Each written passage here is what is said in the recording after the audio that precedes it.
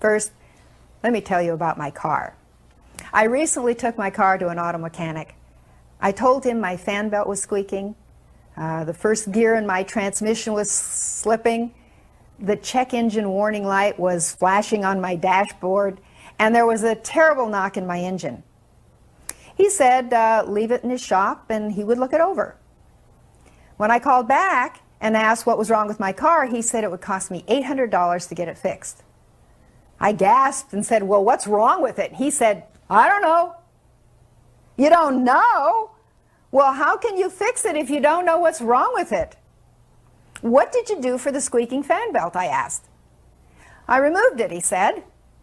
But I can't drive the car without a fan belt. Oh, it'll work for a while, he said. Well, how about my first gear? I removed it, he said.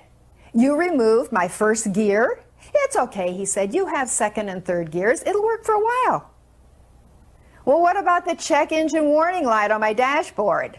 Oh, I cut the wires to that light. It won't bother you anymore. And how about the knock in my engine? Then he handed me some earplugs.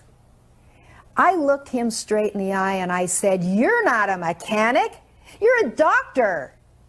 You see, that's what we doctors do. We cover up the symptoms with drugs or remove the part. Now, you would never let an auto mechanic attempt to repair your car if he didn't first find out exactly what was wrong with it, would you? You expect better from your mechanic than to just remove the parts from your car that aren't working rather than fixing them, or to cover up the symptoms such as the knock in your engine by handing you a pair of earplugs. But think about it. That's exactly what we doctors are trained to do. If an organ in your body is not working and is causing you trouble, symptoms, we doctors do one of two things. We give you drugs to cover up the symptoms, or if that doesn't work, we just take out the organ or part by surgery. We never fix the problem.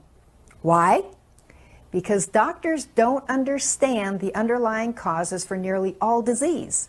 We're never taught what causes cancer, because even the so-called experts admit they don't know what causes cancer.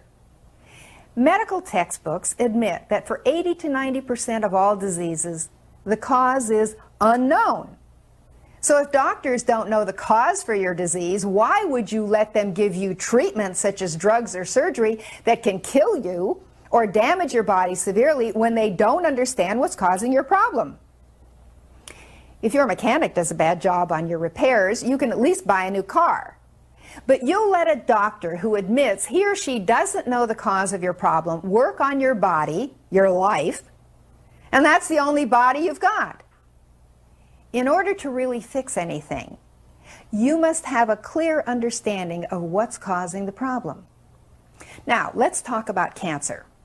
The only treatment an orthodox medical doctor is taught to give you for cancer is chemotherapy, radiation, or surgery.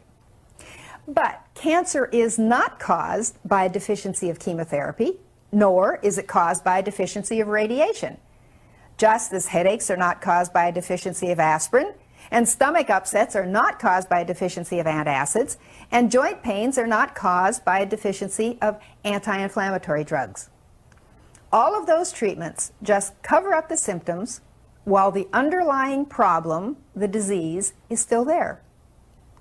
Now, it's important to understand that chemotherapy is a poisonous drug. Chemotherapy and radiation both destroy your immune system. That's the only system in your body that can get you well. In fact, both chemotherapy and radiation actually cause cancer.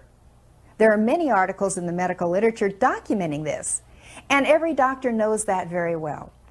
The point is that the treatment we doctors give often kills